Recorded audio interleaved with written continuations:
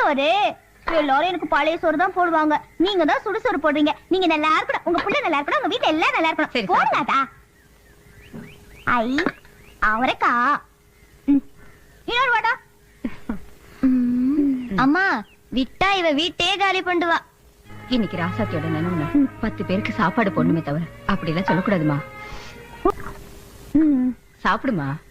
மோரு ரசம் எல்லாத்தையும் ஊத்துங்கதா. சாம்பார் போட்டிருக்கேன்ல, அதை சாப்பிட்டு அப்புறம் போடு.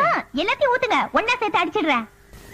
மோர் ஊத்துங்கதா, நல்லா ஊத்துங்கதா. என்ன பண்ணிட்டு இருக்க? இல்ல எங்க அப்பனுக்கு உடம்பு சரியில்லை, நான் மட்டும் எப்படி தனியா சாப்பிடுறது, அதான் வீட்டுக்கு எடுத்துட்டு போய் 2 பேரும் சேர்ந்து சாப்பிடலான்னு. சரி சரி, நீ இங்கே சாப்பிட்டு போ. உங்க அப்பாவுக்கு வேணா தனியா கட்டிட்டு போ.